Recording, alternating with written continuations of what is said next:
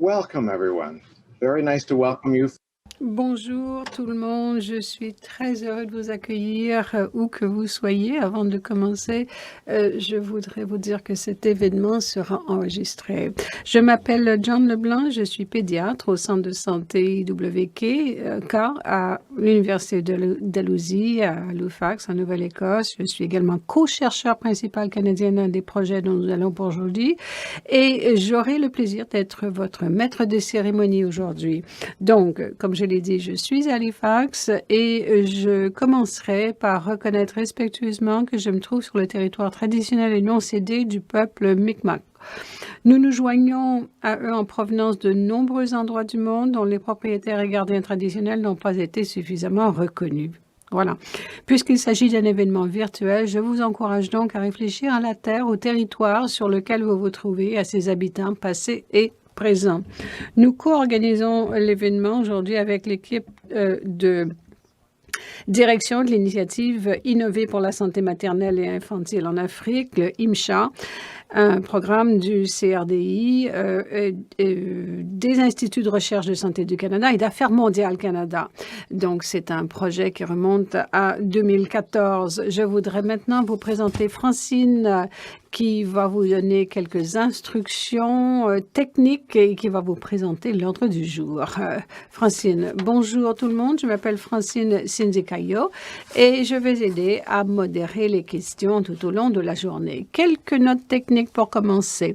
La réunion se déroulera en anglais et en français et vous pouvez participer dans l'une ou l'autre des deux langues. Vous pouvez ajuster vos réglages audio en haut de l'écran. Je vais répéter ce message en français. Dans la langue de votre choix, soit en français ou en anglais. Vous pouvez changer vos paramètres audio en haut de votre fenêtre. Cependant, les diapositives ne seront affichées qu'en anglais. We invite you to use Slido to answer or pause, ask questions and engage. Vous pouvez évidemment poser des questions dans la langue de votre choix. En haut de l'écran, il y a un bouton Slido. Slido s'ouvre dans la fenêtre sur votre écran et contiendra donc deux boutons, questions et réponses et sondages. Envoyez des questions à tout moment pendant l'activité dans la partie questions et réponses. Vous pouvez également voter pour les questions auxquelles vous aimeriez obtenir une réponse en cliquant sur cette icône. Vous pouvez aussi vous rendre à slido.com et entrer le code de l'événement 2549 pour participer. Si vous avez des problèmes techniques, informatiques, nous mettons à votre disposition et services d'assistance. Si vous êtes déconnecté pour certaines, donc cliquez sur le point d'interrogation en haut de l'écran. Si vous êtes déconnecté, vous pouvez nous rejoindre en utilisant le même lien. Enfin, vous pouvez utiliser hashtag IMCHA makes the link pour envoyer des tweets. Alors, nous commencerons par quelques remarques d'ouverture. La présentation sera suivie de 4 brèves présentations qui examineront comment le renforcement des ressources humaines, tant au niveau clinique qu'administratif, peut améliorer la qualité des services de santé au Canada et en Afrique. Nous aurons ensuite une période de questions au cours de laquelle les participants pourront poser des questions à l'un ou à l'ensemble des présentateurs. Notez que vous ne pourrez pas vous poser vos questions verbalement, mais que vous pourrez les taper dans Slido. Ensuite, nous nous diviserons en groupes de discussion, demanderons aux participants de partager leur expérience et leurs connaissances pour revenir en plénière et enfin passer à la cérémonie de clôture.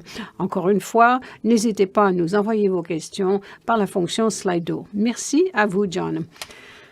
Merci. Alors voilà les réponses aux questions Slido. J'espère que tout le monde a eu l'occasion de répondre. Nous aimerions savoir d'où vous êtes. Nous aimerions connaître vos expériences, votre intérêt pour cette séance. Par rapport aux pays, je regarde le sondage.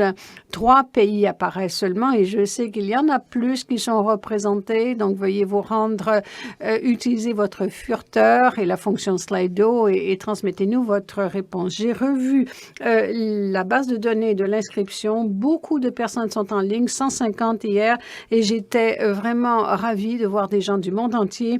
Plusieurs pays d'Afrique sont représentés, des pays en Asie, en Amérique du Sud, et certaines personnes, évidemment, des États-Unis, du Royaume-Uni, etc., etc. Alors, je vois que nous sommes passés déjà à la prochaine question. Donc, on n'a pas eu beaucoup de réponses pour le nombre de pays, mais je sais qu'il y a une très bonne représentation. La prochaine question, c'est choisissez le groupe avec lequel vous vous identifiez le plus. 67% sont des bailleurs de fonds, 23%, 22% des chercheurs, 11% autres catégories. Et voilà les trois principales catégories.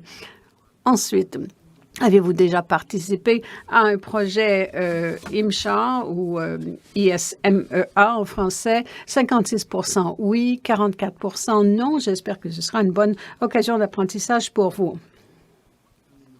En un mot, que signifie la consolidation des systèmes de santé pour améliorer la santé maternelle et infantile? Vous pouvez répondre autant de fois que vous voulez. Qualité, justice, sécurité, santé pour tous. Nous allons attendre de recevoir vos réponses. Alors, c'est formidable de savoir quels sont tous les pays représentés, de recevoir vos réponses. Nous allons maintenant passer à nos conférenciers de la première plénière. Je suis très heureux de vous présenter notre premier orateur estimé, Son Excellence le Dr Mpoki Itsubisia, le haut-commissaire de Tanzanie au Canada. Le Dr Uli Sumia a mené une brillante carrière d'anesthésiste en Tanzanie avec plus de 20 ans d'expérience à son actif. Avant son affectation actuelle, il était le secrétaire permanent de la santé pour son pays.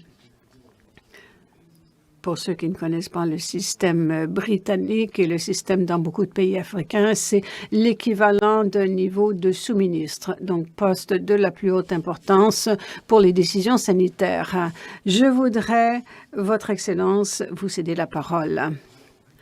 Merci beaucoup, John. Je remercie les organisateurs du privilège qui m'a été accordé de prendre la parole à cet estimé auditoire.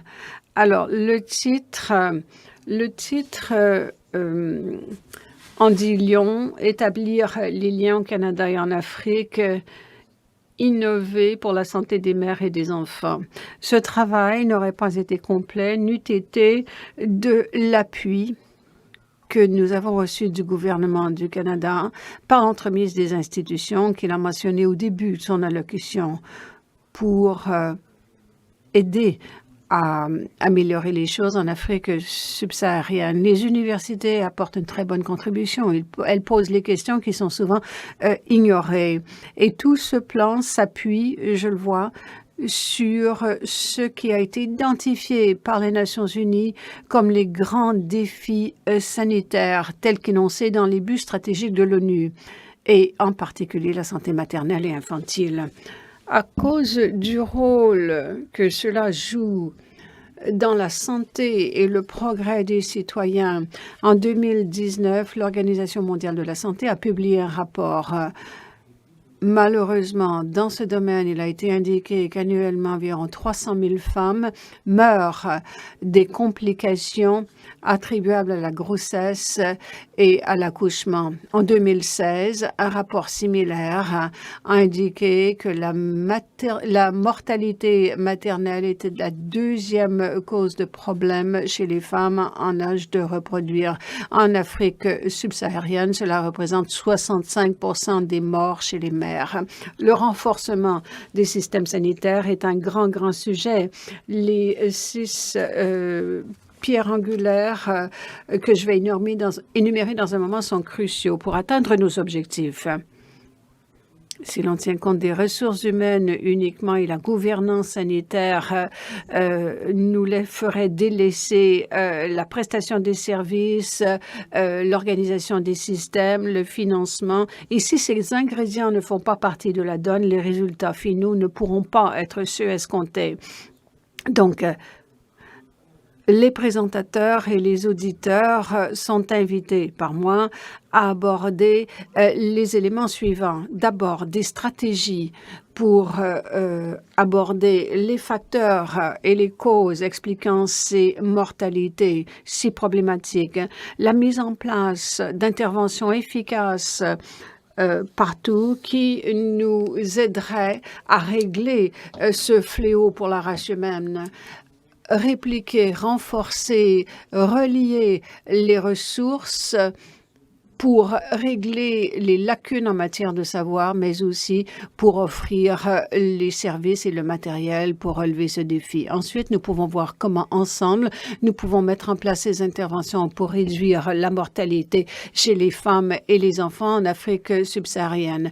J'ose croire qu'à la fin de cette conférence, nous n'aurons pas consacré du temps à réinventer la roue, mais plutôt, ensemble et collectivement et rapidement, nous aurons réaligné les choses parce que nous savons que quand les choses sont bien alignées, les résultats sont améliorés et la prestation des services s'améliore.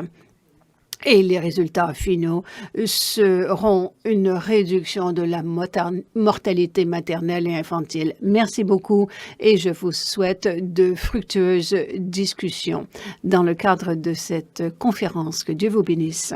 Voilà, merci beaucoup. J'avais oublié d'ouvrir mon micro. Merci beaucoup, Dr. Olusuya. Ce sont d'excellents commentaires et merci d'avoir donné le contexte et évoqué les pierres angulaires requises dans le cadre de ce contexte. Je voudrais maintenant donner la parole au Dr. Elliot Rose, qui est vice-présidente des soins cliniques et infirmière en chef du Centre de santé IWK. Elle s'intéresse à la santé mondiale et aussi à la santé, aux services de santé auprès des populations marginalisées, ce qui fait partie du mandat de son centre. Dr. Rose, à vous. Merci, John. Bonsoir, bon après-midi, bonjour à tous. Je sais qu'il y a des participants qui viennent de différentes régions du monde.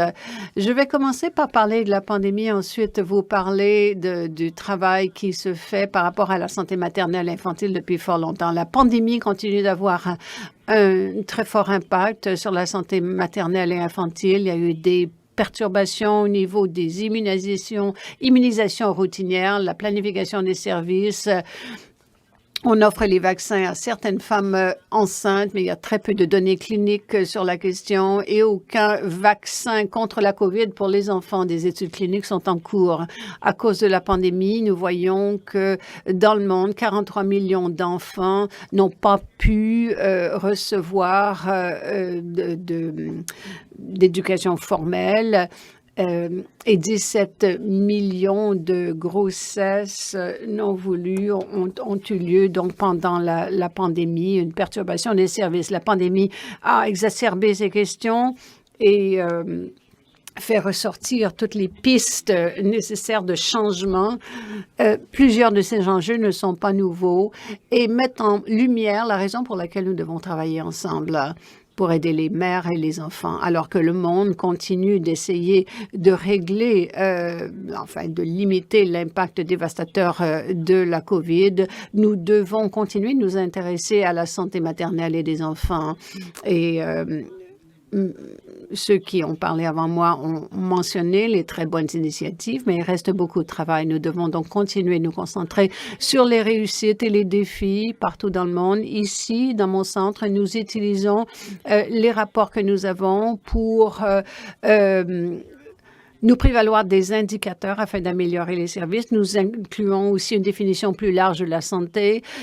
Nous nous concentrons sur un appel à l'action pour transformer les systèmes et les sociétés. Lorsque nous exportons les buts dans notre recherche sur chaque enfant et chaque mère et que nous comparons le Canada au reste du monde, notre résultat n'est pas très bon. Nous sommes 25e sur 41 pays et pour notre but d'élimination de la pauvreté, nous nous situons au 22e rang. Pour le but 2, sur l'élimination de la faim, nous sommes au 37e rang. Et pour le but 16, nous sommes au 30e 37e rang aussi pour ce qui est de la promotion de sociétés pacifiques. Donc, nous avons beaucoup de choses à apprendre et beaucoup de travail à faire pour changer les services et les systèmes afin d'améliorer la santé et le bien-être des mères et des enfants. Notre but, ces partenariats, le merveilleux travail qui sera présenté aujourd'hui nous inspire. J'ai la chance d'être co-animatrice d'une des séances, nous inspire à reconnaître les inéquités, les injustices, à agir et à transformer les systèmes. Nous continuons d'apprendre avec et de nos collègues d'Afrique et de partout ailleurs dans le monde et nous admirons votre innovation, votre ingéniosité, votre résilience, votre force et nous valorisons les partenariats que nous avons établis avec vous pour consolider la santé maternelle et infantile. Je suis impatiente d'entendre toutes les présentations. Merci. Merci beaucoup, Anna. C'est un excellent survol. Il est tellement important de faire ressortir les liens entre nos collègues africains et nous et ce que nous pouvons apprendre d'eux et vice-versa. Je voudrais maintenant vous présenter le Dr Montasser Kamal, chef de programme des partenariats de recherche en santé et au Centre de recherche pour le développement international et une voix très, très importante dans la mise en œuvre de ces programmes et leur développement au Canada et en Afrique. Dr Kamal. Merci beaucoup, John.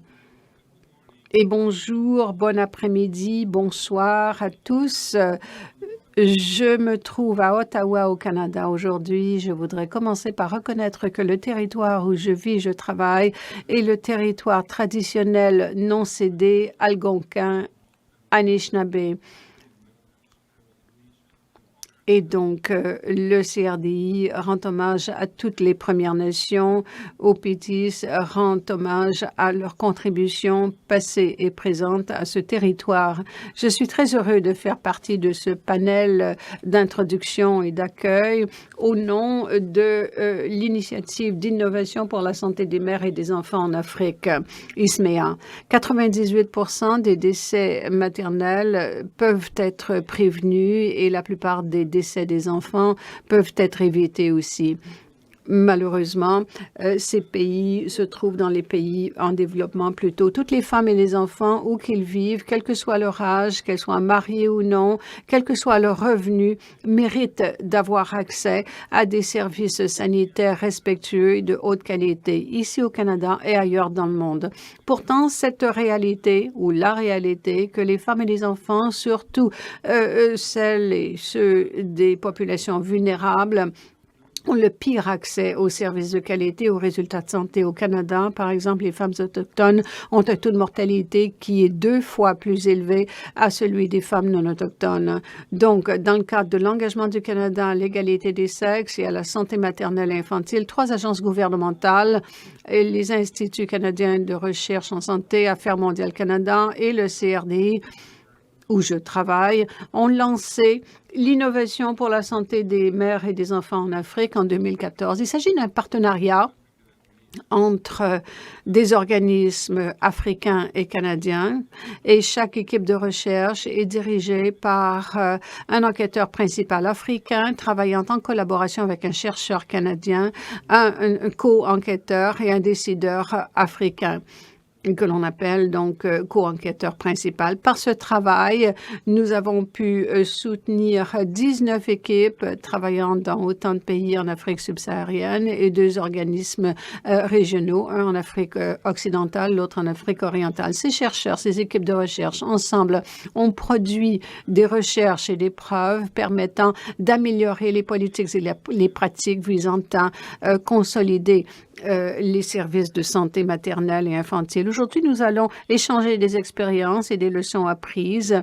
Nous allons voir comment mobiliser les services sanitaires au niveau des services de santé primaire comme point d'entrée. Certaines équipes ont testé des façons d'améliorer la qualité des soins au niveau des établissements de santé. D'autres ont travaillé à améliorer la communication, la collaboration entre les établissements sanitaires. D'autres équipes ont testé le recours au téléphone mobile, par exemple, au téléphone cellulaire, pour transmettre des données plus rapidement afin d'assurer un meilleur contrôle des femmes enceintes dans les régions éloignées. D'autres ont exploré la mise en place de politiques nationales en vue de les améliorer et bien d'autres approches novatrices et des exemples qui ont été testés par les chercheurs canadiens et africains nous seront présentés. Et d'excellents résultats ressortent de ce travail. Nous espérons que vous continuerez de participer à nos événements pour vous en apprendre davantage sur ces résultats. Donc aujourd'hui, nous entendrons parler de ces expériences en Afrique subsaharienne, au Canada et ailleurs, expériences qui permettent de consolider les services sanitaires afin d'améliorer la santé des mères et des enfants. Pour l'ISMEA et le CRDI, ce genre d'échange est très important. Je n'ai nul doute que l'événement d'aujourd'hui sera utile et intéressant pour tous les participants. Au nom du CRDI, des CIRS et d'Affaires mondiales Canada, je vous souhaite la bienvenue à ce colloque et j'espère qu'il vous plaira. Merci beaucoup de nous avoir donné ce survol. Christine Chambers. Je souhaite maintenant donner la parole à la Dr. Christine Chambers, qui est directrice scientifique de l'Institut du développement humain, de la santé des enfants et des adolescents des Instituts de recherche en santé du Canada. Christine est une chercheuse en recherche sur la douleur. Et nous sommes ravis de l'accueillir parmi nous. Christine, vous avez la parole. Bonjour à tous, merci beaucoup de l'invitation que vous m'avez faite pour vous livrer quelques réflexions. Les instituts de recherche en santé sont fiers d'être partenaires dans le cadre de cette initiative pour la santé des mères et des enfants d'Afrique, aux côtés du CRDI et d'Affaires mondiales Canada, avec qui nous avons un partenariat de longue date et très productif. Notre équipe a fait du travail très fouillé avec les partenaires pour produire du savoir, améliorer les résultats, pour asseoir la politique et bâtir une collaboration en matière de recherche fructueuse. Comme nous le savons, les politiques de santé n'améliorent pas automatiquement les systèmes du simple fait qu'on ait des preuves probantes. Il est donc très inspirant d'en apprendre sur les partenariats réussis dans cette initiative qui ont débouché sur l'utilisation de recherche dans la pratique et qui ont livré d'excellents exemples de l'action positive, ce qui me passionne. J'envisage avec plaisir d'entendre davantage parler de ce travail pendant cet événement. Dans nos instituts, nous avons mis en œuvre un plan sur 10 ans qui poursuit l'équité. Nous sommes les champions de recherche sur les résultats de santé favorables, l'accès aux soins de santé et les déterminants de la santé. Nous misons sur la recherche mondiale sur la santé alors que notre monde est de plus interdépendant et notre santé est façonnée par des éléments à l'extérieur de nos frontières. Cette initiative qui sera bientôt lancée va mobiliser l'excellence en recherche canadienne pour accélérer l'équité en santé. Il y aura un soutien pour des initiatives mondiales en santé qui vont continuer de promouvoir une culture de collaboration dans l'environnement de la recherche internationale et contribuera à de la recherche de haute qualité à l'échelle mondiale.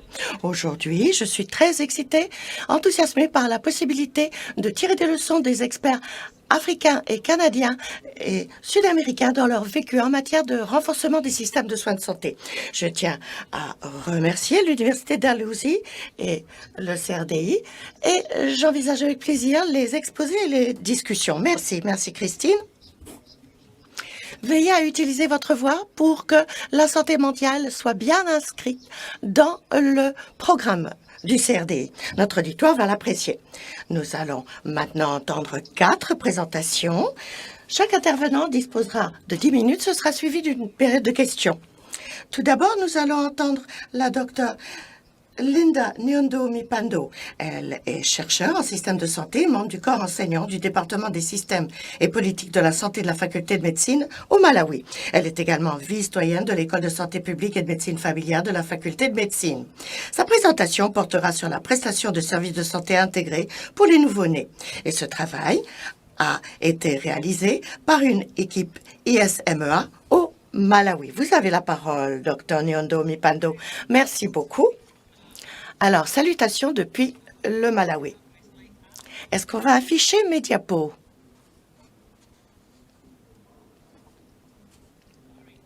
Merci. Alors, je vais vous parler de la fourniture de services de santé intégrés pour les nouveaux-nés en puisant dans les leçons tirées de notre projet tout récent lancé au Malawi. Diapo suivante.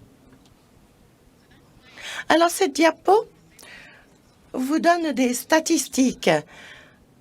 J'attirais votre attention sur cette colonne. On parle de la situation au Malawi. On donne des chiffres ici sur le taux de mortalité. C'est ici que les choses se corsent.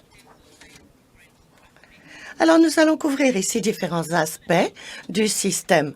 Au lieu d'examiner l'intégration des systèmes à tous les niveaux, nous avons voulu voir comment fonctionnent les systèmes, comment ils devraient évoluer. Notre argumentaire pour notre travail intégré est que les services ne devraient pas être programmatiques. Par là, je veux dire qu'il ne faudrait pas que les services soient axés exclusivement pour les soins pour les mères ou sur le soutien pour les différents facteurs de risque. Il s'agit de voir un tout, un programme exhaustif qu'on peut livrer aux nouveau-nés à différents niveaux. Je veux parler des soins primaires et des soins secondaires comme deuxième niveau de soins officiels. Il y a 3 niveaux de soins qui vont varier en fonction des services à offrir. Il faut contextualiser ces services et les intégrer. Il faut les contextualiser en fonction de la situation sur place. Il s'agit de ne pas tout simplement balayer certaines préoccupations. Il nous faut contextualiser les services. Un autre aspect est que si vous n'intégrez pas les services, vous vous retrouvez avec des unités distinctes. Nous avons vu que certains départements ont été négligés. On s'est dit, oh, tout va bien ici, passons à un autre service. Lorsqu'on fait une ventilation, on peut déterminer quels services sont négligés. Il y a aussi l'aspect ingénierie biomédicale, de manière à livrer des soins en tenant compte des besoins des différentes équipes d'infirmières, équipes de médecins. Il faut également tenir compte du matériel qui est sur place et disponible. Il y a également le concept de normalisation du cadre qui amènera une certaine cohésion de manière à pouvoir intégrer tous les aspects dans le service. Il faut qu'il y ait une unité au centre et tous les services corollaires autour, au service des nouveau-nés. Diapo suivante. Le niveau suivant d'intégration, c'est l'infrastructure. Donc, il s'agit de voir où se trouvent les services, où on les offre.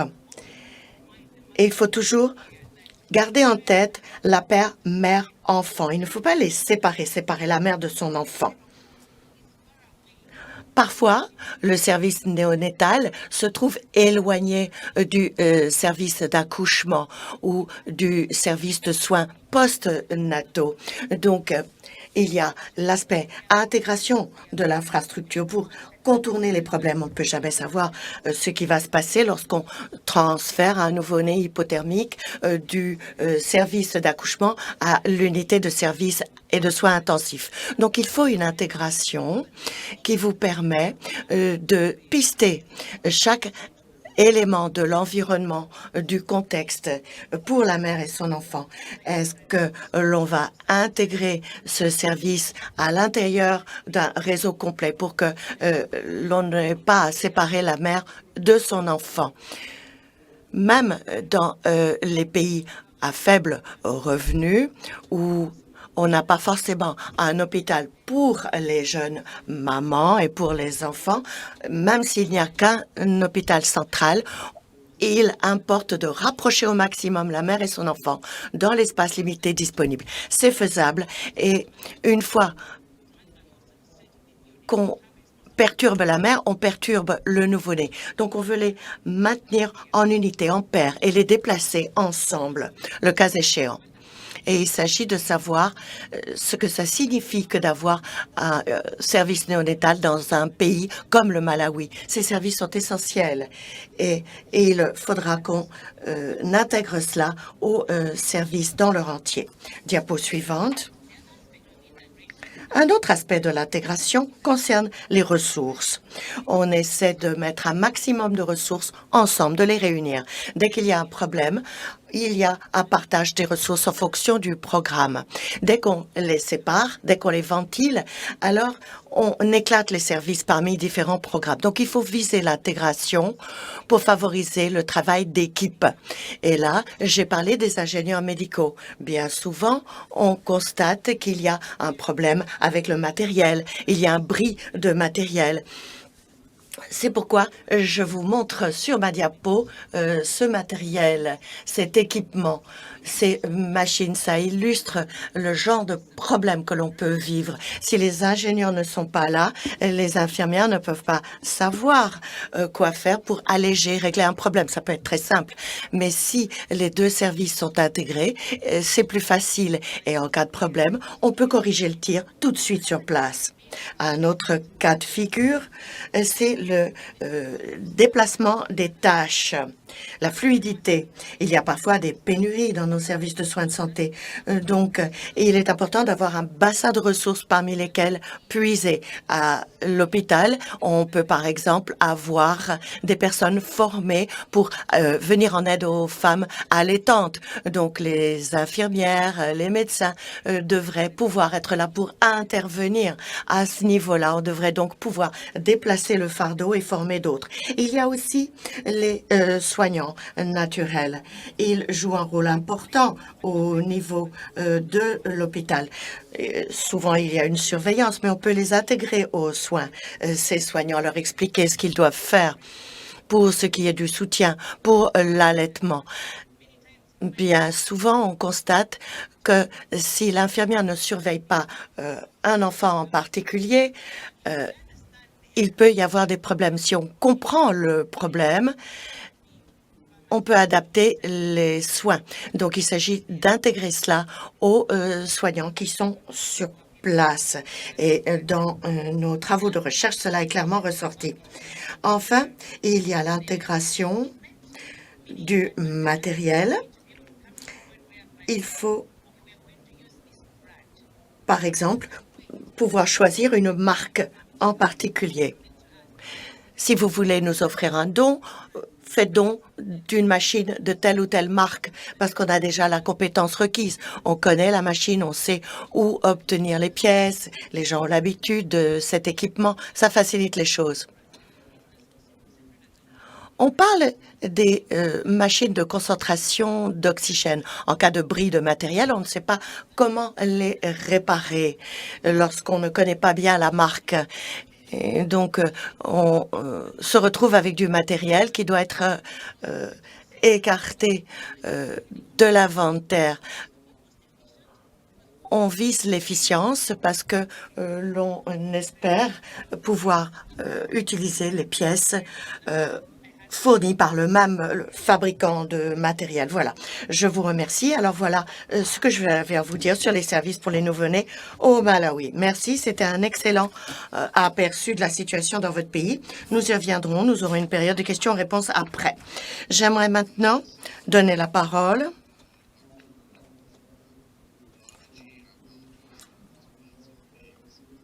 au docteur Alodaji Deji. Je m'excuse si je charcute vos noms. La docteure Oladeji est consultante et maître de conférences en obstétrique et gynécologique au Collège de santé des sciences connexes de l'Université Saint Francis. Elle va parler des nouvelles approches dans le système de soins de santé pour intégrer les services de santé maternelle dans les soins primaires. Ce travail a été réalisé par une équipe ISMEA au Nigeria. Alors, docteur Oladeji, vous avez la parole. Donc, Université d'Ibadan. Merci beaucoup. Bonjour depuis le Nigeria. J'aimerais remercier les organisateurs de m'avoir invité à vous faire cette présentation au nom de notre département. Alors, j'aimerais passer aux diapositives. Merci. Je vais parler des approches en matière de santé mentale. J'aimerais vous parler des programmes de santé mentale et des besoins de soutien. Il s'agit d'intégrer donc les services de santé mentale dans les soins maternels de routine dans les pays à revenus faibles et moyens. Nous avons un projet principal qui nous permet de traiter de la dépression chez les mères. Il y a également un projet de synergie où l'on a élaboré des interventions en matière de dépression pour répondre aux défis de la dépression chez les adolescents. Diapo suivante. Alors, la toile de fond. Il y a un écart de traitement en soins de santé mentale et le problème est plus grave dans les pays à faible revenu. 50% des personnes qui souffrent de troubles mentaux dans les pays à revenus élevés ne reçoivent pas de traitement. C'est de 85% dans les pays pauvres. Chez nous, par exemple, il n'y en a que 10% de nos concitoyens qui ont accès à ces traitements. Une barrière à l'accès des services, c'est le manque de ressources humaines. La carte ici vous montre la situation dans différents pays. 51 pays ont des besoins en santé mentale que l'on considère comme étant aigus. En vert foncé, on voit qu'il faudrait 20 soignants de plus. Le Nigeria est à l'heure actuelle l'un des pays dotés des meilleures ressources en soins de santé en Afrique.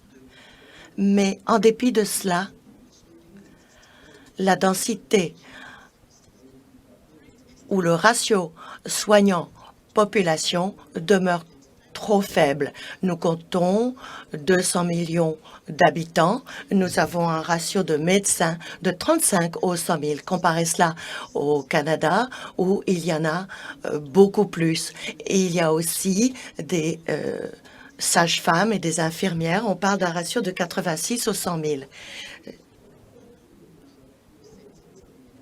Nous savons qu'il y a des différences, qu'il s'agisse de régions rurales ou urbaines. On parle également des soignants en santé communautaire qui complètent les soins offerts par les médecins.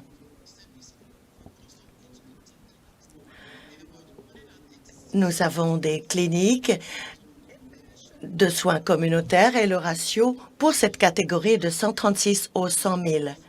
Nous avons environ un psychiatre aux 400 000. Donc, les services sont très grevés. Diapo suivante. Alors, la façon la plus efficiente d'améliorer les soins de manière générale, c'est de mettre l'accent sur le partage des tâches avec une ventilation en fonction des domaines de spécialisation. Lorsque la formation n'est pas suffisante, le soutien et la supervision permettent la ventilation des tâches.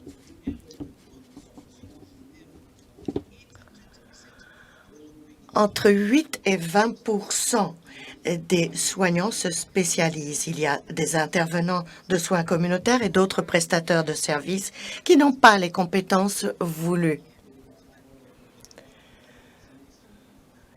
Il importe de réduire les conséquences néfastes pour les mères et leurs enfants. Donc, notre projet était axé sur l'utilisation des ressources pour atténuer la dépression. Alors, le partage des tâches veillera à ce que les intervenants puissent améliorer leurs aptitudes. Les spécialistes en santé mentale ne sont pas toujours en mesure d'offrir le soutien à tous les intervenants de première ligne. On a pensé qu'il serait peut-être préférable d'assurer davantage de formation et d'appui. Alors, nous avons envisagé des protocoles pour améliorer la capacité des soignants de première ligne pour identifier la dépression, fournir des interventions, prendre les bonnes décisions de renvoi et maintenir de bons dossiers cliniques. En ce qui concerne les superviseurs, il faut leur donner davantage de moyens pour qu'ils puissent maintenir la formation et l'encadrement. Diapo suivante. Program. So what we did was Donc, ce que nous faisons, c'est d'abord choisir certains médecins de famille et nous travaillons avec les fournisseurs de loin aux premières lignes. Nous utilisons un mélange de séances didactiques et moins didactique pour offrir une formation à quelques 25 praticiens. Nous combinons ces séances d'enseignement avec des simulations de rôle. Mettons au point des scénarios. depression in primary Et nous donnons des exemples de dépression périnatale et nous amenons les gens à jouer ces rôles. Nous concentrons notre formation sur 3 domaines spécifiques. Donc, les compétences techniques, c'est-à-dire les aptitudes aux entrevues, élucider les symptômes et les signaux, des options relativement au traitement, à la négociation de ceci. Le deuxième volet, c'est une attitude positive en réduisant les comportements de stigmatisation. Et le troisième, identification de consultation, des besoins en matière de consultation. D'après notre expérience, nous pouvons dire que les ingrédients clés requis pour une intégration réussie des soins pour la dépression clinique comprennent la prestation d'outils de soutien clinique. Même après la formation, les soignants ont eu du mal à identifier là où il fallait des traitements. Et donc, nous voulons utiliser des outils de soutien pour les aider, des questionnaires notamment, administrables aux patients qui pourront aider les soignants à reconnaître les femmes qui ont besoin d'aide. Donc voilà, un dépistage routinier aussi permettrait d'identifier les femmes ayant besoin d'aide. Nous avons établi des lignes directrices à l'intention des médecins pour la prévention de la dépression et les interventions. Ensuite, nous avons étayé ce guide et nous l'avons intégré dans un manuel facile à comprendre pour les soignants en première ligne. La formation de recyclage est importante aussi. Nous nous sommes rendus compte qu'avec le temps, leur motivation, disons, était peut-être déficiente. Donc, il faut un recyclage pour qu'ils soient en the National Health Information System. When there are no mental health indicators, then and that means there's no need to report whether the providers are actually seeing people in need of mental health care. This made service and made it difficult for them to continue delivering service because there was no need for them to report it. So that was one key problem that we noted in our intervention. The next slide. Les cas de dépression, ce qui est un problème. Pour conclure, je voudrais faire ressortir l'importance de contrôle et d'évaluation, ce qui permet de mieux aiguiller les services. Pour notre programme, les indicateurs sont la connaissance de la dépression. Les chiffres montrent des améliorations dans les connaissances et 6 mois plus tard, il y a eu certains changements. Il faut surveiller aussi les risques de dépression grave. Comme vous le voyez, et l'identification de la dépression, c'est le graphique du bas.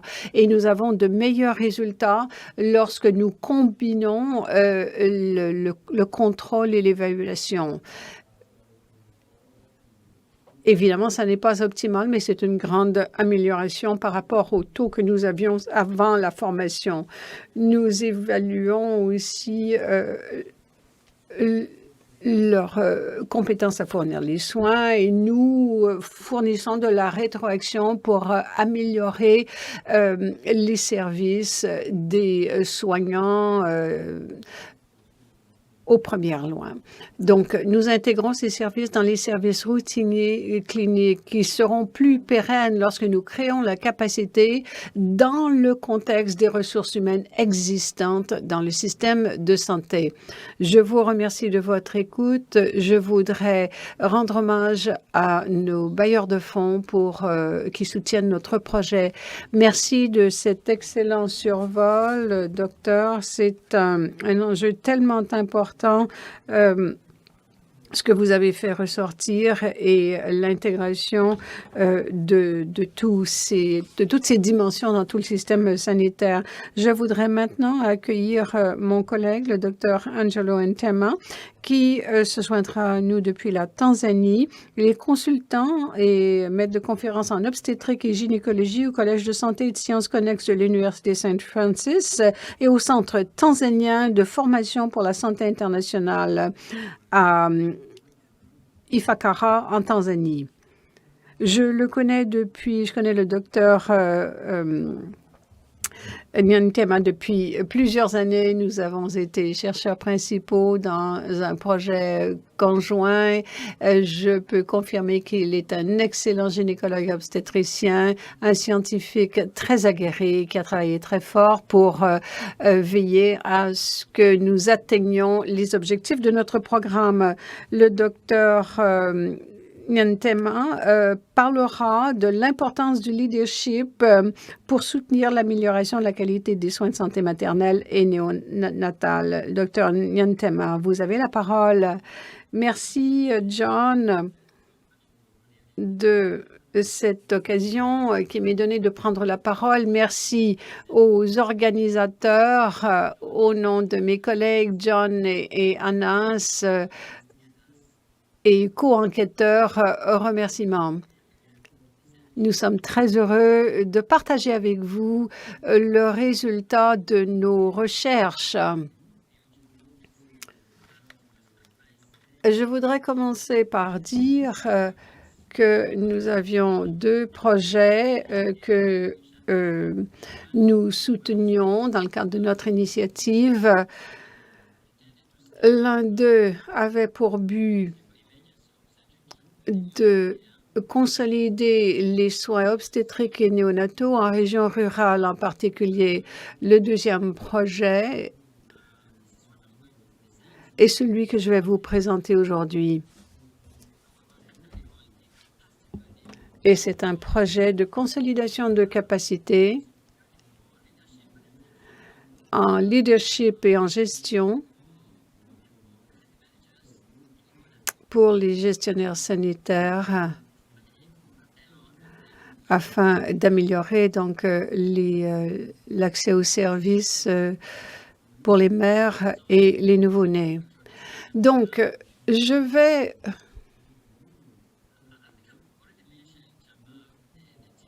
j'ai déjà parlé des membres de l'équipe, je crois, en particulier John, Gail, beaucoup d'enquêteurs de Tanzanie. Prochaine diapositive, s'il vous plaît.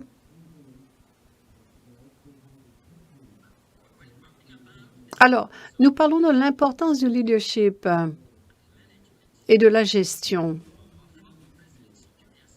Notre ancien président, Julius Nyerere, qui était l'une des grandes figures d'Afrique, a dit qu'un bon leadership est l'un des facteurs de succès du développement socio-économique, l'un des grands facteurs de succès. C'est un énoncé très important. Le message clé que nous retirons de cette déclaration est que pour améliorer un service social rapidement, y compris les services sanitaires et l'économie d'un pays, il faut améliorer le leadership et la gestion. Prochaine diapo, s'il vous plaît. Donc, c'est un message clé qui est vraiment crucial.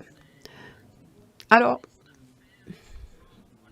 il y a un très grand lien entre le leadership et la gestion et d'autres pierres angulaires de tout système.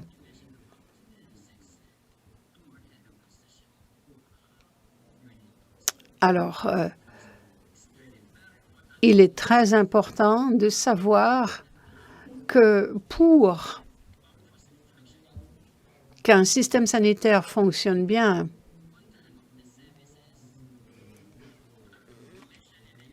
il faut différents ingrédients, un financement, une prestation de service, un approvisionnement en matériel médical. Il faut ce leadership.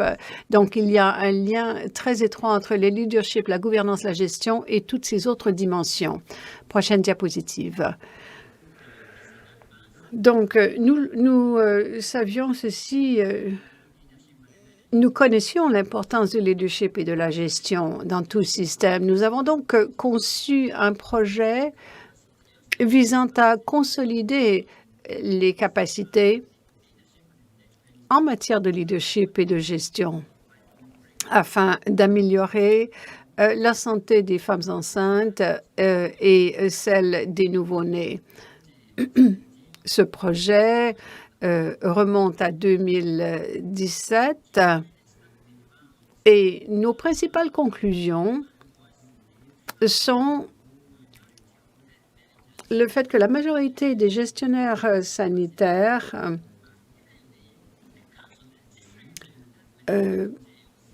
ont des équipes donc dans les districts et dans les régions, et la majorité d'entre elles n'ont pas la formation ou ont reçu peu de formation en leadership et en gestion.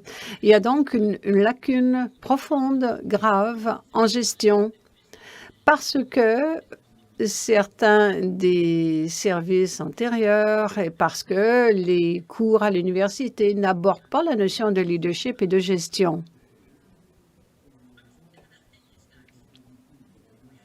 Par ailleurs,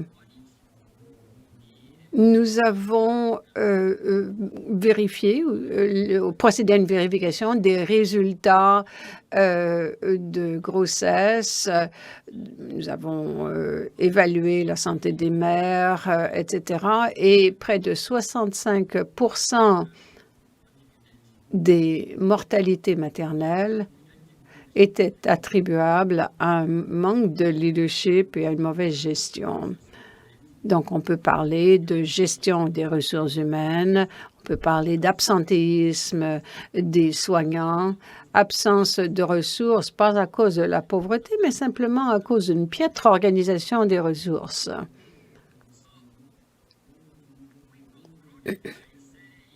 Et donc, nous avons conclu en disant que le leadership est un ingrédient les plus importants et qu'il faut renforcer cet ingrédient dans nos systèmes.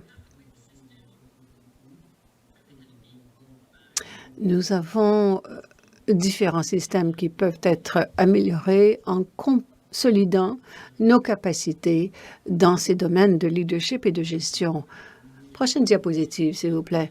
Nous voulons vraiment insister sur l'importance du leadership. Et nous avons choisi cette citation de la Banque mondiale dans son rapport produit en 2003. On évaluait donc des services dans plusieurs pays du monde, y compris 2 pays africains, l'Égypte et le Zimbabwe, d'autres pays en Amérique du Sud, la Bolivie et d'autres pays. Et donc, la Banque mondiale a fait cette déclaration. Lorsque les interventions en santé maternelle et infantile mènent à une amélioration des services d'obstétrique et des soins aux nouveau-nés, le succès est attribué à un robuste leadership en santé génésique. Et donc, on voit une corrélation entre les ratios de mortalité maternelle et cet élément. Donc, quelle serait la différence dans des pays qui ont un bon pouvoir économique et de meilleurs résultats ou de moins bons résultats? Dans le cas de moins bons résultats, c'est simplement un problème de leadership. Donc, il est très important de renforcer le leadership et la gestion pour vraiment améliorer la qualité des services dans nos systèmes de soins de santé. Prochaine diapositive. Je voulais conclure en disant que pour bâtir un système sanitaire efficace et efficient, le leadership et la gestion représentent le centre, le cœur de toutes les autres pierres angulaires, de tous les autres éléments. Voilà, c'est ce que nous avons constaté lorsque nous avons effectué nos projets. Donc, la gouvernance, le leadership, la gestion sont au cœur de l'effectif, du financement, de la prestation des services, des systèmes d'information sanitaire et du matériel médical. Nous nous sommes rendus compte qu'il fallait donc toujours renforcer le leadership et la gestion et qu'en fait, on ne peut pas renforcer une seule composante au détriment du leadership et de la gestion. C'est au cœur de toutes les pierres angulaires du système. Mon dernier commentaire est ceci. Il est malheureux que la plupart des interventions visent spécifiquement certains des éléments. Il y a très peu d'interventions qui s'attaquent au leadership et à la gestion. Merci beaucoup. Je souhaite remercier les organisateurs et ceux qui soutiennent nos projets. Merci beaucoup, Dr. Nyamtema, et je suis très content que vous ayez dit que la plupart de nos interventions portent sur certaines composantes, la maladie, etc., mais pas assez sur le leadership et la gestion. Je voudrais maintenant donner la parole au Dr. Scott, qui est obstétricien et gynécologue et sous-spécialiste de la médecine fœto-maternelle et chef du service d'obstétrique du Centre de santé IWK à Halifax, en Nouvelle-Écosse. Elle est professeure associée à la Faculté de médecine de l'Université d'Alousie à Halifax et directrice de l'Université de santé mondiale du département d'obstétrique et de gynécologie. La Dr. Scott fait partie de notre projet. Elle a été une formidable partenaire.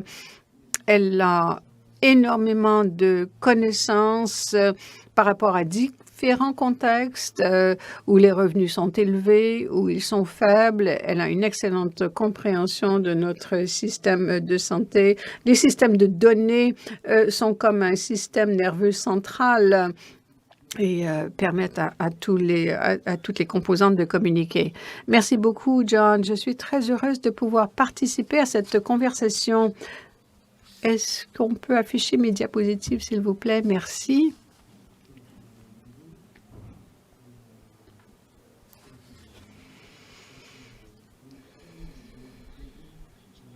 Alors, mon travail ici aujourd'hui consiste rapidement, parce que je sais que nous avons un tout petit peu de retard, à vous parler de la façon dont nous pouvons utiliser les données que nous recueillons dans ces projets de recherche pour améliorer la qualité des soins que nous offrons. Tous ont parlé de cela d'une façon ou d'une autre, par exemple la transformation du savoir en action et la façon d'utiliser l'information pour procéder à l'évaluation des soins afin, nous le souhaitons, d'améliorer les résultats.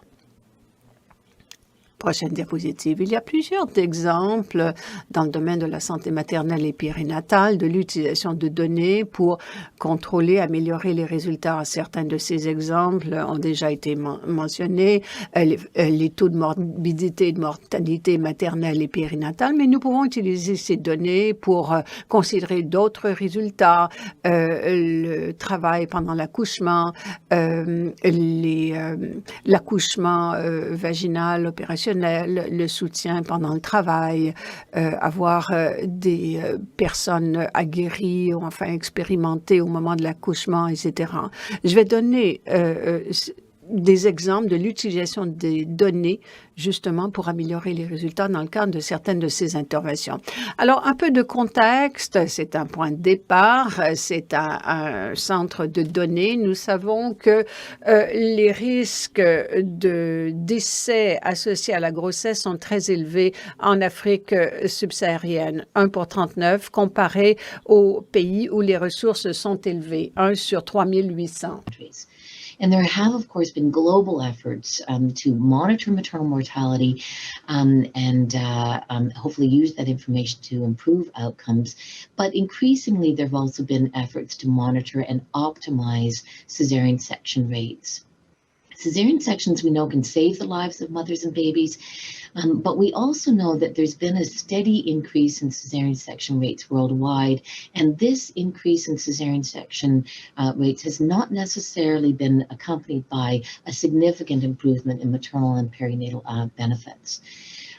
There seems to be a threshold above which cesarean sections, above which maternal and perinatal mortality actually is increased if we go too high. So it's finding that est augmenté. Et il s'agit de trouver le point idéal. Mais nous n'avons toujours pas de taux optimal de césarienne qui soit connu.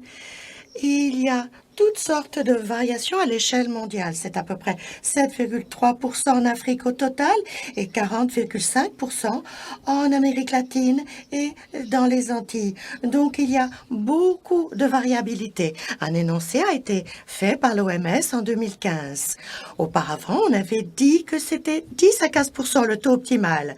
Puis, il y a eu un examen systémique de l'information et on a conclu que les taux de césarienne supérieurs à 10% ne sont pas liés à une réduction des taux de mortalité périnatale et maternelle.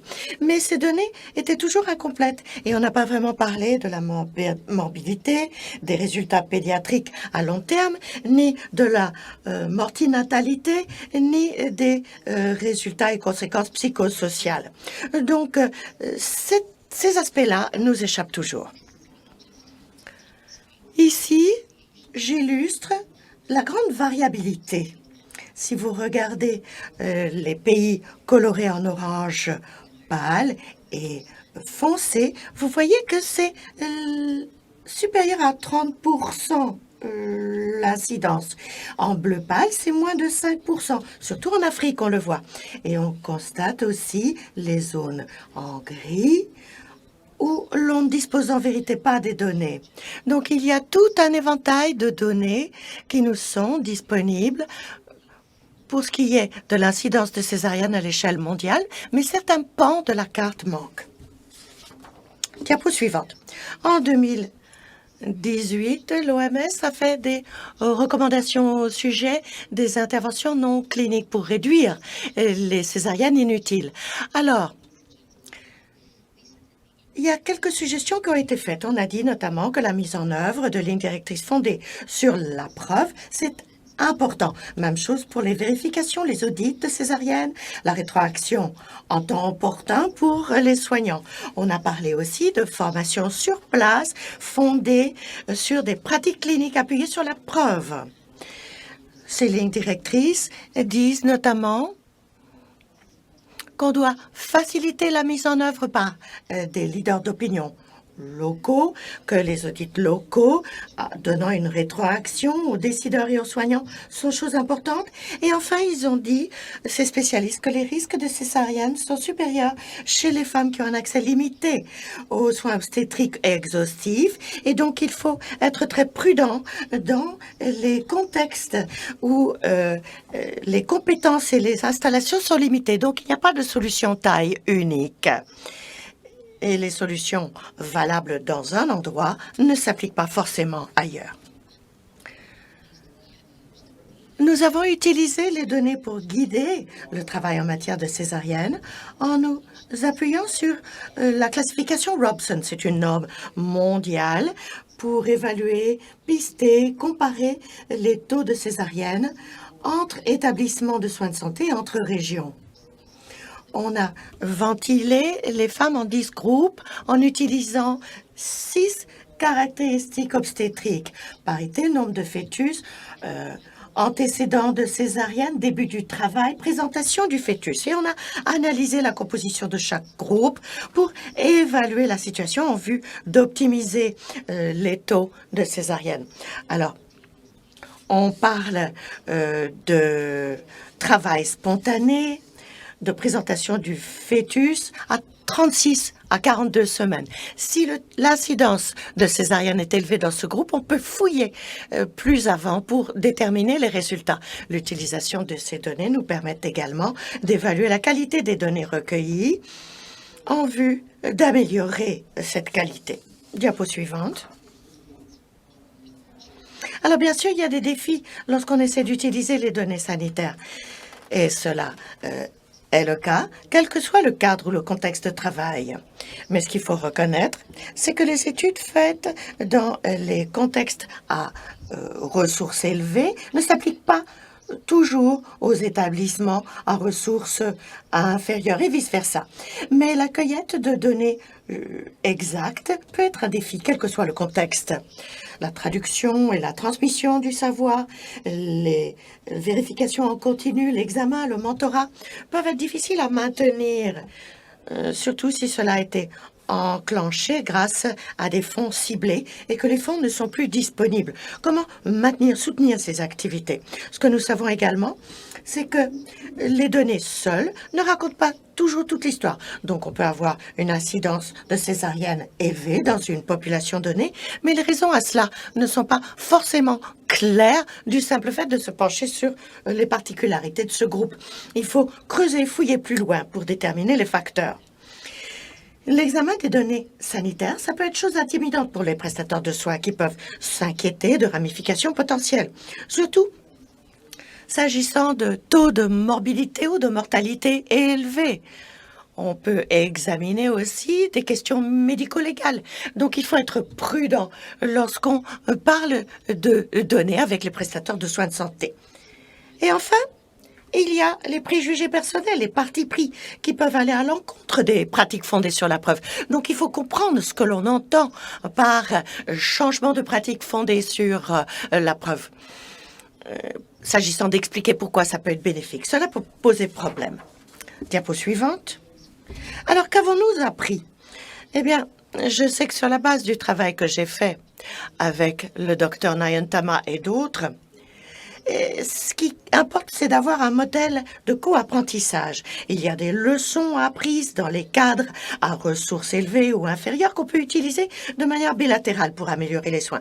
Une chose que j'ai apprise, c'est que les cadres à faibles ressources, surtout en matière de taux de césarienne, peuvent peut-être avoir des résultats plus favorables et renverser des tendances déjà établies.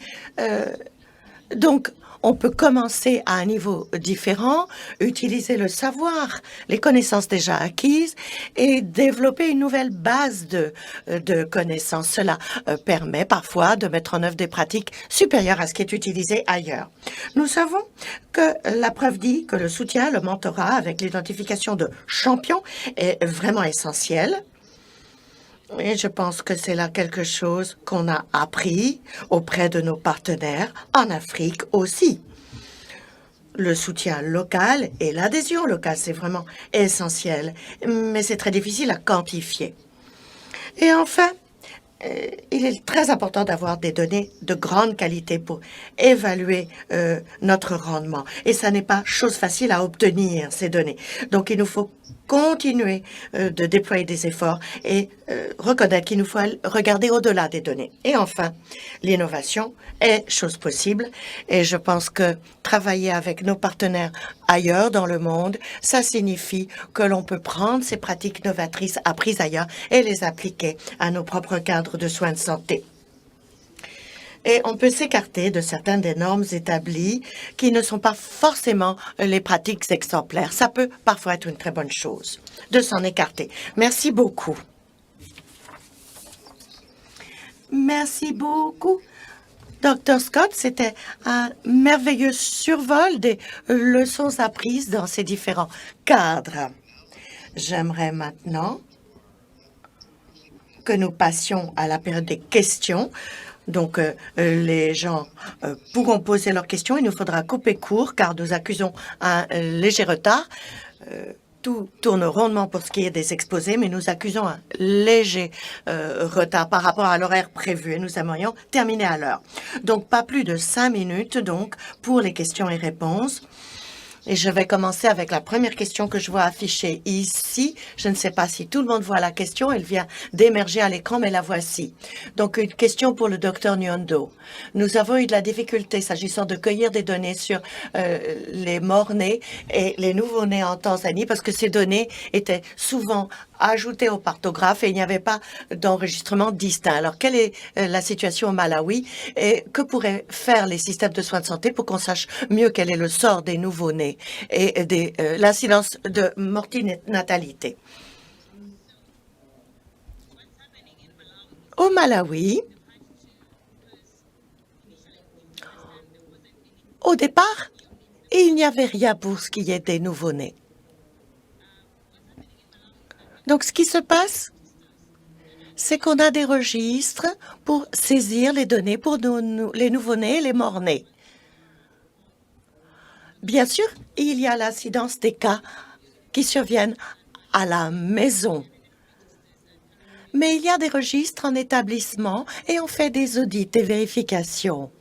Donc, je pense qu'il serait important d'avoir des registres et les registres doivent passer du niveau du district au niveau régional pour qu'on puisse pister les cas à toutes les étapes dans le système et bien saisir toutes les données pertinentes.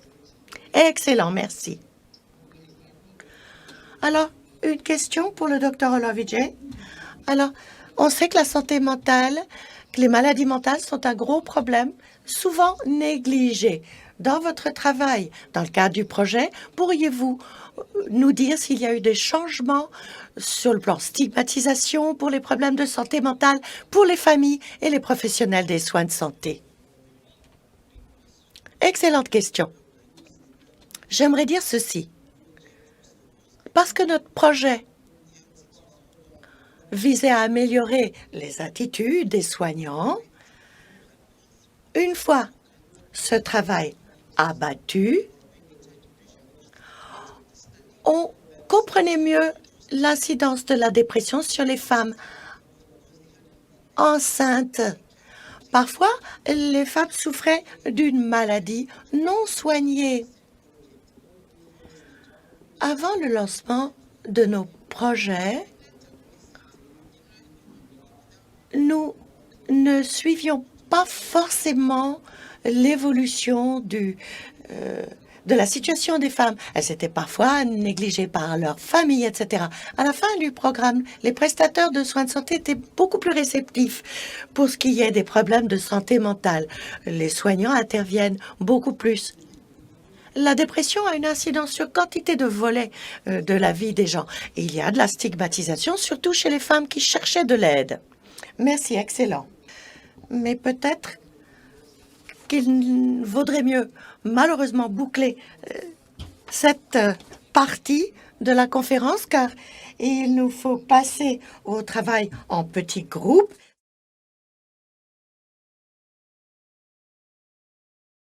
Welcome back, everyone. I hope you all had fruitful. Bon retour à tous. J'espère que vous avez eu de bonnes discussions. J'ai participé à un groupe et j'ai beaucoup aimé discuter avec lui de tous les enjeux. Nous avons quelques minutes maintenant pour recevoir un résumé des messages clés de chacun des groupes pour que tous les participants à la plénière sachent ce que c'est discuté dans chacun. Donc, groupe numéro 1, j'inviterai le docteur Nyamtema à nous présenter le rapport des discussions de son groupe. Merci, John, de me donner cette occasion. Nous avons eu une excellente séance de discussion avec tous les participants pendant notre séance sur l'éducation et la formation. Donc, comment renforcer les capacités des travailleurs dans le domaine des soins de santé. Nous avons souligné que dans certains pays, en particulier en Afrique, nous avons toujours de faibles compétences chez certains soignants.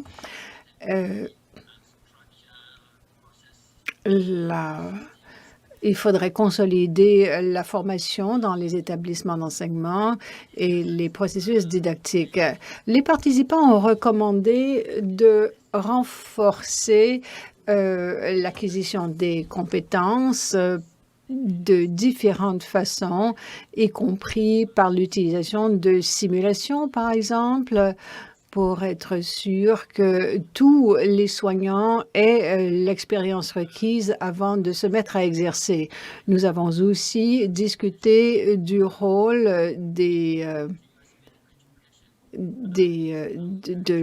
l'éducation permanente et à certains endroits, dans certains établissements, il y a des politiques, mais dans d'autres, disons que c'est la pratique de certains professionnels, mais pas de tous. D'autres n'ont pas accès au perfectionnement professionnel.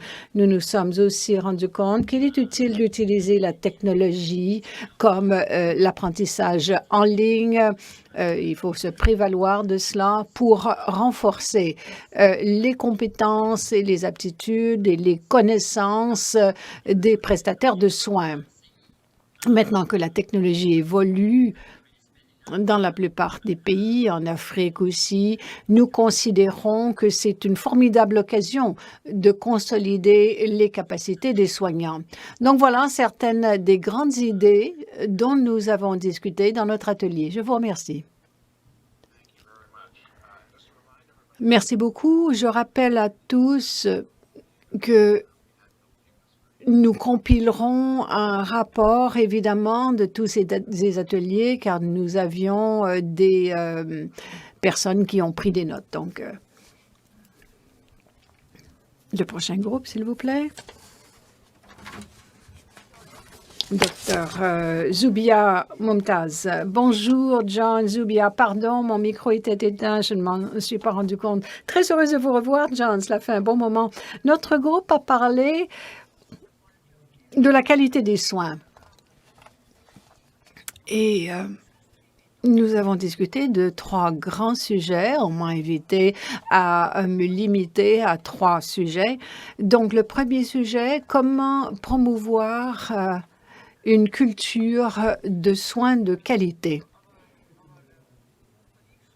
Nos collègues de Jamaïque nous ont parlé d'une initiative lancée par le ministère de la Santé de Jamaïque relativement par suite de plaintes sur les mauvaises interactions avec les soignants et pour améliorer la communication et l'empathie. Donc, nous avons discuté de situations similaires au Malawi, où la culture de la qualité des soins dépend des ressources disponibles et du fait que l'absence de ressources nuit à la qualité des soins. Le deuxième sujet était l'amélioration de la mise en œuvre d'initiatives permettant d'améliorer la qualité des soins. Donc, un des grands défis est le suivant. L'initiative est lancée, dure 4 à 5 ans, et puis dès que le financement s'arrête, l'initiative prend fin. Elle ne peut pas survivre. Et en d'autres mots, ce qui pose problème, c'est la pérennité de l'initiative. Nos collègues du Canada nous ont donné des exemples de certaines initiatives permettant d'améliorer la durabilité, la pérennité d'initiatives en offrant une espèce de méthode de formation en continu. Nous avons aussi discuté du rôle des structures de financement, celles-ci pouvant promouvoir des projets et que cette idée de travail par projet force les gens la structure actuelle, force les gens à travailler pendant de courtes périodes de temps sans promouvoir la durabilité. Nous nous sommes demandé ce que nous pouvons apprendre du Canada. Le Canada a fait un excellent travail d'améliorer la santé des mères et des enfants. Que fait le Canada qui a permis d'avoir autant de succès? L'une des choses qui a été mentionnée est l'existence d'un programme national sur la santé maternelle et infantile. Donc, des groupes se réunissent et ils établissent des repères de soins de santé, des indicateurs et partagent ensuite ces informations avec tous. Ils identifient donc, par exemple, un problème, ils y travaillent pendant une année, des équipes se réunissent au niveau national et peuvent s'entraider et apprendre les uns grâce aux autres. Donc, on célèbre les succès et on laisse de côté les échecs. Et mettre de côté la hiérarchie et les égos est très, très utile pour améliorer la qualité des soins et l'acquisition des connaissances. Donc, il faut enchasser ce genre de choses pour produire cette culture de qualité des soins très élevée. Merci. Très important commentaire et des choses que nous, les Canadiens, pourrions apprendre également, ça c'est sûr, d'excellentes leçons à tirer. Ensuite, j'inviterai la prochaine présentation sur le renforcement des systèmes de santé et systèmes d'information sanitaire, Dr. Elliott Rose. Oui, alors voilà, nous avons constaté qu'il y avait beaucoup de bonnes choses, mais beaucoup de lacunes aussi dans le domaine des systèmes de santé, des systèmes d'information sanitaire. On a dit qu'il fallait améliorer les indicateurs pour la santé mentale, pour les déterminants sociaux de la santé, des indicateurs qui examinent vraiment la vie des femmes et des enfants et qui comprennent la complexité de leur vie. Et qu'il ne fallait pas se limiter à prendre de l'information d'autres systèmes sur les services aux adultes parce qu'il y a des informations spécifiques à la vie des mères et des enfants qui peuvent façonner les soins qui leur seront offerts. Les systèmes devraient recueillir l'information qui respecte les différences et qui tiennent compte de leur complexité. On a aussi parlé de la nature rudimentaire des systèmes d'information, du hiatus entre les systèmes d'information en Afrique et au Canada aussi, où les systèmes ne sont pas coordonnés, ne peuvent pas se parler et très souvent, donc, cela cause des lacunes au niveau de l'information. Dans certains pays, comme en Zambie, ils font des registres au niveau local et transmettent cette information vers le haut, mais l'information stagne bien souvent dans les hôpitaux et n'est pas alimentée vers d'autres niveaux pour améliorer les systèmes et les transformer. Dans certains contextes, y compris au Canada, les informations se sont recueillies par établissement. Donc, les femmes donnent naissance dans une communauté et l'information à ce sujet ne va pas plus loin. La COVID, évidemment, a exacerbé les problèmes. Nous ne recevons pas l'information des communautés. Les gens hésitent aussi à se rendre à l'hôpital pour recevoir des soins et donc les hôpitaux ne peuvent pas recueillir l'information. Donc, beaucoup de choses très positives qui se produisent, mais beaucoup de possibilités de synergie accrue également. Merci beaucoup. Beaucoup d'informations dans ce rapport. Enfin, je vais inviter Hermel à nous parler de la discussion du groupe 4 qui a porté sur la préparation du système de santé. Hermel, vouliez-vous que je fasse la présentation? En fait, vous m'aviez demandé de la faire, je crois. Oui, je vous en prie, allez-y. Bonjour tout le monde. Donc, nous aussi avons eu une discussion très fructueuse, des gens avec de l'expérience différente en Afrique, en Asie. Nous avons appris beaucoup de choses. Alors, nous considérions la notion de préparation des systèmes de santé. La première idée dont nous avons parlé consiste à changer le paradigme d'offrir des services dans la communauté à une approche où la communauté prendrait ses soins en charge et identifierait les soins dont elle a besoin. Même si les gouvernements sont très importants dans tous les systèmes de santé, ce renforcement du système par le gouvernement et les administrations doit être mise en équilibre avec une habilitation des communautés. Nous avons donc parlé d'expériences qui ont identifié comment habiliter les communautés. L'un des moyens consiste à écouter les facteurs contextuels dans chaque communauté. Même dans certaines régions, il y a des facteurs contextuels qu'on n'identifie pas. Et à moins d'analyser jusqu'au niveau communautaire, on ne pourra pas les identifier. On a donné un exemple, par exemple, d'une communauté où les politiques sanitaires matérielles ont amélioré les mesures quantitatives, mais quand on analysait les données par caste, on se rendait compte que certaines parties de la communauté ne s'amélioraient pas. Donc, c'est une partie seulement de la communauté qui expliquait les résultats positifs. Donc, il faut être très conscient des sous-communautés. So gender and equity might not be. Les questions de genre et d'équité ne sont peut-être pas prises en compte non plus au niveau communautaire. Nous avons discuter de ce qui arrive lorsque l'on habilite des gens sur le terrain, des gens qui suivent des cours de courte durée pour être soignants. Restent sur leur faim. Ils veulent apprendre davantage. Il y a ces joyaux que nous avons, mais on ne leur donne pas suffisamment de formation. Dans une communauté, on enseigne aux gens à laver les choses à la main, mais ensuite, ils veulent savoir pourquoi ça fait une différence. Quelles sont les données scientifiques qui appuient l'intérêt de laver les choses à la main? Et quand on leur donne ces connaissances, ils peuvent s'épanouir et entraîner d'autres personnes avec eux. Il y a une capacité d'évaluation effectuée par différents pays, notamment en Tanzanie. On se déplace jusqu'en périphérie pour procéder à des évaluations. Et il y a cette relation continue qui s'établit. Donc, ça a été une discussion très riche. Je vais peut-être conclure par ce dernier commentaire. La capacité acquise pendant les projets IMSHA a été bien reconnue au début de la COVID. Ceux qui avaient été formés, qui avaient mis au point tous ces modèles communautaires ont pu s'adapter et se prévaloir de ces capacités, de ces relations pour faire face à ces nouvelles menaces pour la santé. Donc, ils ont vraiment reconnu la valeur de tout ce qui s'est fait dans vos projets. Voilà, merci beaucoup.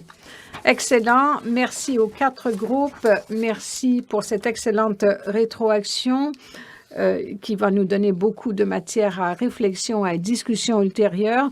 Nous avons quelques minutes d'avance et donc je vais donner aux intervenants, aux rapporteurs des 4 groupes, l'occasion d'intervenir à nouveau s'ils souhaitent ajouter des compléments d'information, s'ils veulent nous dire certaines choses qu'ils n'ont pas eu le temps de mentionner. Donc, puisque nous avons quelques minutes à notre disposition, avez-vous des commentaires à ajouter sur les enseignements tirés de vos expériences et des discussions? Personne ne souhaite intervenir. Donc, voilà, nous avons eu d'excellents rapports et c'est formidable. Donc, chers amis, nous arrivons à la fin de notre rencontre. Ça a été un excellent échange d'idées. Et il y aura un document qui résumera certaines des conclusions clés. Et nous allons maintenant passer... Oh, pardon. Pardon. Nous avons des petites choses à faire sur Slido. Attendez, je vais vérifier. Suis-je censé répondre à ce que disent les gens? Vous devriez avoir des questions. Oui, bonjour John, c'est Marie. Si vous me le permettez, j'inviterai tous les participants à retourner dans la fenêtre Slido. Il y a des questions pour vous et je vous inviterai à vous y répondre. Qu'avez-vous pensé de cette activité pour nous aider à planifier nos rencontres futures? Nous n'allons pas afficher les résultats tout de suite. Nous allons passer aux remarques de clôture. Mais avant de partir, veuillez répondre à ces quelques questions. Parfait, parfait. Bon à savoir. Donc, nous allons passer aux remarques de clôture. Et tout d'abord, je voudrais vous présenter le Dr. John Dusabe-Richards, directeur de la division mondiale au CRDI, pour les remarques de clôture. Thank you. Merci, merci John. Bonjour, bon après-midi, bonsoir. Pleasure to be part. Je suis ravie de participer à cet événement au nom de l'ISMEA. Aujourd'hui, nous avons fouillé le travail de recherche en vue d'améliorer la santé des mères et des enfants. Il y a lieu de revoir ce qu'on a vu. Certaines équipes ont appuyé des initiatives d'amélioration. Certains groupes ont utilisé l'innovation et de nouvelles technologies comme des simulations et les récits numériques. D'autres encore ont veillé à l'intégration des services de prestation de services et d'excellents résultats ressortent de ce travail en matière de santé mentale, de soins prénataux. Notre mandat est de renforcer les systèmes de soins de santé et les politiques de manière à livrer une meilleure santé pour les mères et les enfants, améliorer la santé reproductive, défendre les droits des femmes et des filles et amener un état de préparation plus équitable en cas d'épidémie. Successes. Les réussites dont nous avons parlé aujourd'hui illustrent notre approche à la santé mentale, à la santé physique, en nous basant sur des améliorations pour améliorer tout l'éventail de la santé reproductive des femmes dans le contexte d'une pandémie en vue de renforcer les systèmes de soins de santé. Nous appuyons les liens entre les chercheurs et les décideurs pour favoriser une meilleure adhésion aux résultats des recherches dans les pays où la recherche est faite. Nous pensons que la preuve est essentielle pour renverser les inégalités structurelles qui mettent en péril la santé des filles et des femmes. Aujourd'hui, nous avons pris connaissance de bonnes pratiques dans les modèles de prestation de services. Nous avons également constaté qu'il y a eu beaucoup d'améliorations au Nigeria. Par exemple, des équipes de recherche ont présenté la façon dont on a intégré les services de santé mentale au niveau des soins primaires. Ceci a amené des taux de récupération supérieure en cas de dépression dans 32 cliniques. On a appris que les travailleurs sont l'épine dorsale du système et l'acquisition de soins cliniques et l'amélioration de la gestion et du leadership sont essentiels.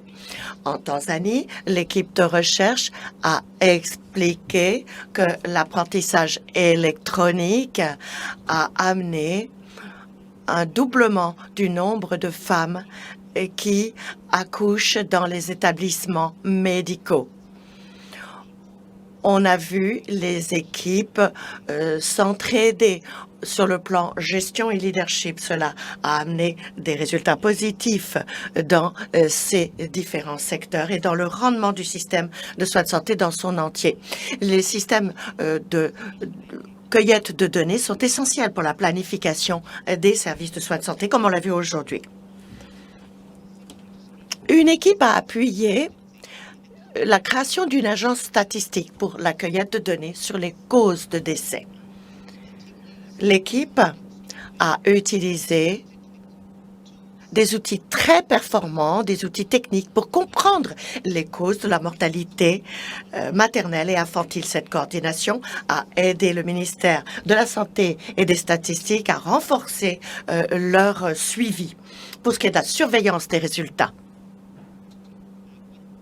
Mais l'on ne peut pas faire autrement que de réfléchir à l'importance de ces leçons en période de COVID. Avec la COVID-19, le renforcement des systèmes de soins de santé, on en a besoin aujourd'hui plus que jamais auparavant. Les systèmes de santé publique luttent pour pouvoir gérer des pandémies comme celle que nous vivons et les contrer. Il faut lutter contre les inégalités systémiques et les pénuries de ressources et de main-d'œuvre.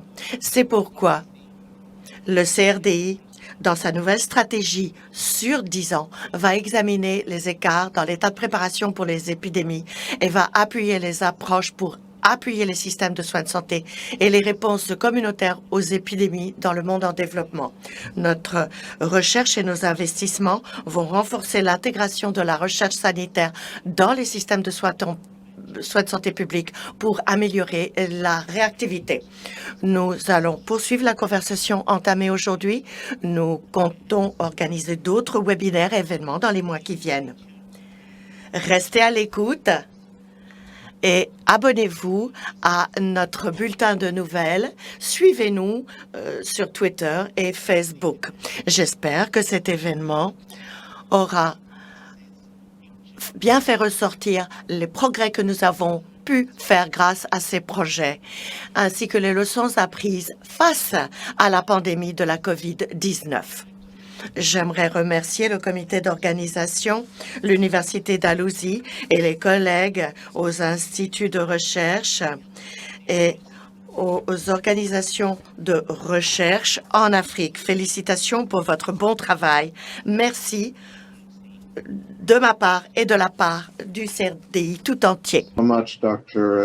Merci beaucoup, Dr. Dusabe Richards. Et je dois dire que la communauté sanitaire canadienne et mondiale apprécie beaucoup le travail du CRDI à l'appui de toutes ces initiatives et nous comptons sur vous pour poursuivre vos efforts. Merci beaucoup. Excellent, merci. J'aimerais maintenant céder la parole à la Dr. Gail Tomblin-Murphy, qui est vice-présidente de la recherche, de l'innovation et de la découverte et infirmière en chef de l'autorité sanitaire de la Nouvelle-Écosse et directrice du centre collaborateur OMS, OPS. Donc, c'est l'organisation panaméricaine de la santé, et donc pour la planification et la recherche en matière de personnel de santé. Elle a été enquêtrice avec moi, côté synergie, et nous avons donc voulu renforcer le leadership et la gestion dans le contexte de notre travail. Alors, Gail, c'est à vous. Merci beaucoup, John. Merci à vous tous. Ça a été un grand plaisir pour moi de vous rencontrer, de vous voir, et nous envisageons avec plaisir l'occasion de pouvoir vous accueillir en personne à Halifax. Cette séance a été formidable. J'ai beaucoup appris sur les leçons apprises, les soutiens et les progrès dans la connaissance sur la santé mentale, la santé maternelle et infantile. Et on a entendu parler des histoires de quête d'équité au Malawi, au Nigeria. On a parlé de la situation au Canada aussi, et je pense qu'il est juste de dire qu'on a appris entre nous comment faire pour renforcer le système de soins de santé. Et il y a eu tellement de conversations s'agissant de cerner ces défis et comment est-ce que ces défis vont pouvoir avancer si on travaille ensemble. Nous pourrons renforcer tous nos systèmes de soins de santé. Et l'autre aspect, c'est la main-d'œuvre, les ressources humaines. On a parlé des écarts. Il faut pouvoir combler ces écarts. Ça n'est pas toujours une question de nombre. Parfois, c'est le cas, mais parfois, il est question de compétences. Il faut appuyer les gens pour qu'ils puissent travailler à distance, engager les partenaires communautaires, comme certains l'ont bien expliqué. Donc, nous savons que la recherche sanitaire mondiale est très importante et ce sont ces preuves qui nous guident alors que nous travaillons ensemble. Ce sont là les pierres angulaires pour notre travail. Et nous avons vu que nous allons tous rapporter certaines de ces leçons et les mettre en pratique concrètement et dans la politique et dans la recherche future pour renforcer nos systèmes de soins de santé. Et nous savons que l'OMS a travaillé de cadre avec des actions et des partenariats multiples. Aujourd'hui, on nous a parlé de durabilité dans les partenariats. Il nous faut réfléchir à la question de l'échelle de la durabilité, beaucoup plus que par le passé dans le cadre de nos projets. Donc, il faut encourager cela. On a parlé des systèmes d'information sur la santé. On en parle depuis longtemps. Ce que moi, j'ai appris dans le cadre de mon travail dans de nombreux pays, c'est qu'il n'est pas nécessaire d'attendre d'avoir le système parfait pour bouger. Mais il nous faut cerner les problèmes. On a parlé des données, de la compilation des données en Tanzanie. On a également entendu parler du renforcement de l'inclusivité, de la diversité, ce que cela signifie pour les collectivités. Joanne en a parlé. Il s'agit d'engager les partenaires et le système lui-même doit apprendre sur la base des preuves. On a beaucoup parlé de cela aujourd'hui. Il nous faut trouver le moyen d'engager nos fournisseurs, nos prestataires de soins de santé. Il faut les écouter, les inclure, apprendre auprès d'eux dans la recherche que nous faisons et inclure eux, nos patients et leurs familles dans le suivi en continu pour savoir si on atteint les objectifs ici. Les leçons apprises sont incroyables, on les connaît. Et en bout de ligne, il nous faut également miser sur le leadership, sur les gouvernements. On a différents niveaux de reddition de comptes. Il faut que les gens disposent des outils nécessaires pour pister leur progrès en matière de reddition de comptes. Et il s'agit de savoir comment faire pour corriger le tir lorsque des problèmes surgissent. Alors, quelques conclusions. En tant que Canadiens, nous avons beaucoup appris grâce à nos partenariats et à nos projets en matière de recherche, en matière d'ISMEA et dans le cas d'autres partenariats. Et nous pouvons apprendre d'autres moyens de renforcer nos systèmes par le biais de l'engagement, comme je l'ai dit. Le soutien et le maintien des partenariats, c'est essentiel. Il faut qu'on continue de travailler ensemble. Il faut trouver le moyen de creuser et d'avoir l'impact dont nous savons tous que cela est possible et nécessaire. Donc, il nous faut partir de cela pour déterminer quelles sont les meilleures façons de faire. Et le dernier commentaire que je ferai, et tout le monde l'a dit, c'est que ça n'est pas facile. Il faut renforcer le système de soins de santé, la COVID-19 et beaucoup d'autres pandémies de par le monde, historiquement et dans le monde de demain, nous apprennent des leçons importantes sur la façon de forger des partenariats, d'utiliser les preuves ensemble et sur la façon de nous épauler, de nous appuyer, de nous soutenir lorsque nous luttons. Alors, merci beaucoup de cet événement. Merci aux partenaires. Merci à tous ceux qui ont contribué à ces efforts. Merci beaucoup, Gail, de nous inscrire véritablement dans la réalité du leadership et des leçons apprises. Tout cela est très important. Merci encore de votre participation. Nous arrivons à la fin de notre événement. Et j'ai quelques remarques en guise de clôture. Je n'ai pas grand-chose à dire, mais il nous reste quelques minutes, alors je vais faire quelques remarques. Je dois dire que ça a été une expérience formidable. Ça a été une excellente illustration du fait que nous pouvons apprendre les uns des autres, que les leçons sont communes. Et trop souvent, même au sein de nos communautés de santé ici au Canada, on dit qu'il y a le volet santé mentale, santé physique, santé mentale. On a tendance à mettre les choses en silo. Si la COVID nous a appris une chose, et j'espère qu'elle continuera de nous donner des enseignements, c'est que nous faisons partie d'une communauté mondiale. Je pense que les gens comprennent de plus en plus la situation et avec une crise comme la COVID, comparativement à d'autres comme le changement climatique, eh bien, la COVID, c'est raisonnablement gérable au final. Si cela nous a appris quelque chose, c'est que nous devons travailler ensemble au-delà de nos frontières pour régler certains de ces problèmes. Et ça a été fascinant de voir que non seulement dans le domaine de la santé, mais dans le domaine de l'économie, des affaires, du gouvernement, les gens se sont rendus compte qu'on ne peut plus travailler tout seul. On ne peut pas faire cavalier seul, un pays tout seul. Donc j'envisage un avenir où la santé mentale sera perçue comme quelque chose de précieux dans le cadre du mandat d'une université, peut-être, mais peut-être moins dans le contexte d'un système provincial. Plutôt, il faut que ce soit perçu comme étant faisant partie intégrante de ce qu'il nous faut faire face à la santé, non seulement des mères et des enfants, ce qui m'intéresse car je suis pédiatre, mais tous les membres de la société. Alors, espérons que l'une des grandes leçons tirées de cette année écoulée, c'est que la santé mondiale deviendra davantage un élément essentiel, fera partie intégrante de notre discussion au sujet des défis. Je tiens à remercier tout particulièrement l'équipe d'organisation. Beaucoup de travail a été déployé. Je songe aux participants, la plupart d'entre eux, on les a vus ici, mais je tiens surtout à remercier les personnes moins visibles qui ont travaillé en coulisses. Je songe à Marie au CRD. Marie, vous l'avez vue, mais il y a aussi Francine Sincentayo. De notre côté, Janet Rigby nous a beaucoup aidé. Elle travaille pour Gail. Elle a fait beaucoup de travail dans le cadre de notre projet. Le chef McVernock qui a beaucoup aidé. Elle est une nouvelle recrue. Elle fait des études de troisième cycle. Elle a été formidable s'agissant de faire le travail de préparation. Collaborative Video a fait un excellent travail.